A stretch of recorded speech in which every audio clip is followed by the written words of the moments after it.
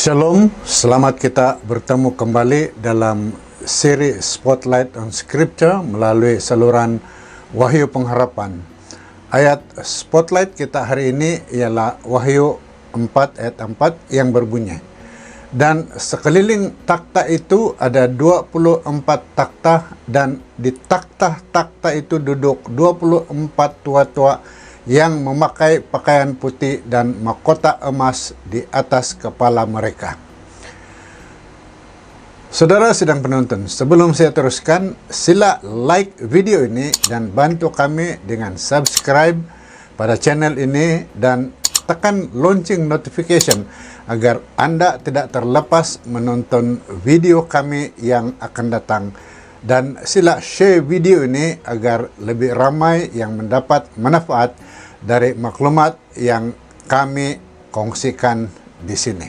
Juga jangan lupa bagi komen pada ruang komen di bawah jika ada soalan berkaitan dengan ayat yang kita bahas pada kali ini.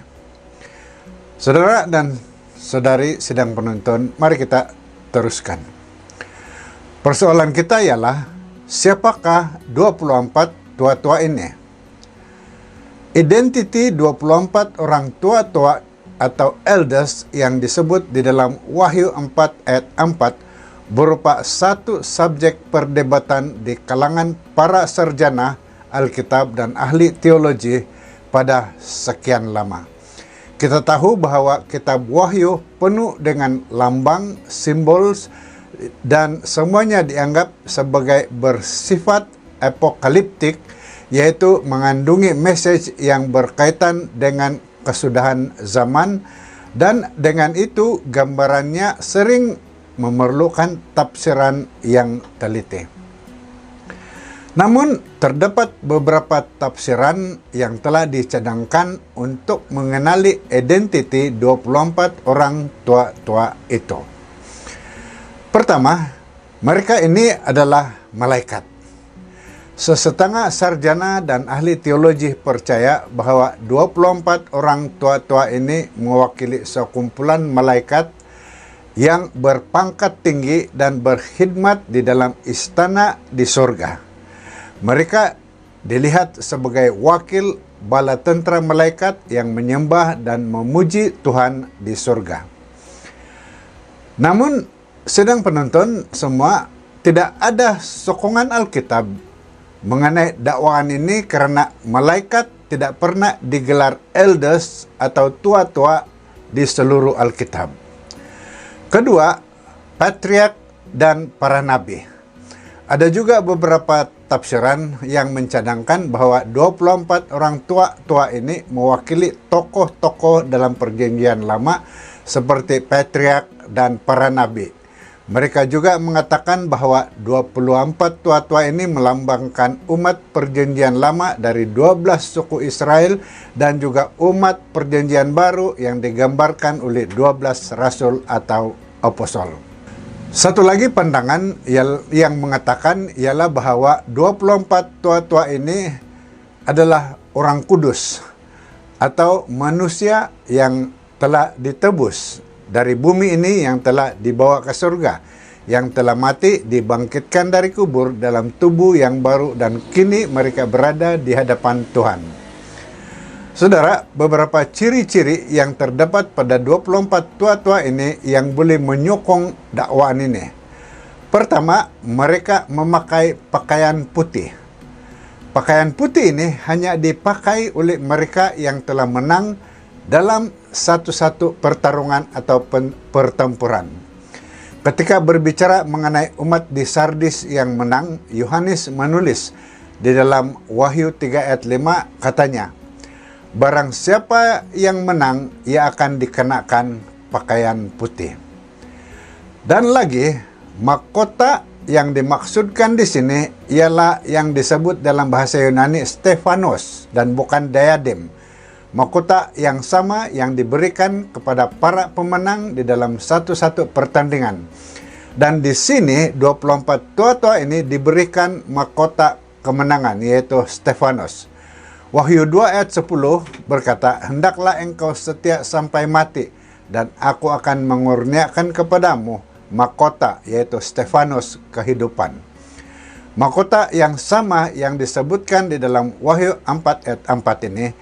Jadi, tafsiran yang paling banyak mendapat sokongan Alkitab ialah bahwa 24 tua-tua ini adalah orang kudus yang telah ditebus dan dibawa ke surga. Sekarang soalannya begini, adakah terdapat orang kudus yang ditebus dan kini berada di surga sekarang ini? Saudara sidang penonton, Alkitab memberitahu kita mengenai 3 orang dari bumi ini yang sekarang berada di surga. Pertama, Kejadian 5 ayat 24 berbicara mengenai Henokh yang berjalan bersama Allah dan Allah telah membawanya ke surga. 2 Raja-Raja 2 ayat 11 pula berbicara mengenai seorang nabi bernama Elia yang dibawa naik ke surga menaiki sebuah kereta kuda yang menyala-nyala. Di dalam Yudas 1 ayat 9 memberitahu kita bagaimana malaikat Mikael berlawan dengan iblis untuk merebut mayat Musa. Malaikat di sini adalah malaikat kebangkitan, malaikat yang akan membangkit orang kudus yang telah mati, dan kita percaya dia datang untuk membangkitkan Musa dari kubur dan membawanya ke surga. Sehubungan dengan perkara ini, di dalam Lukas 9 ayat 33 kita diberitahu mengenai satu peristiwa ketika Yesus menemui Elia dan Musa di atas bukit. Jadi dari sini kita tahu bahwa Musa juga berada di surga. Saudara, selain 3 orang ini, siapakah lagi yang Alkitab katakan sebagai telah bangkit dari kubur dan kemungkinan telah pergi ke surga bersama Yesus semasa Yesus naik ke surga?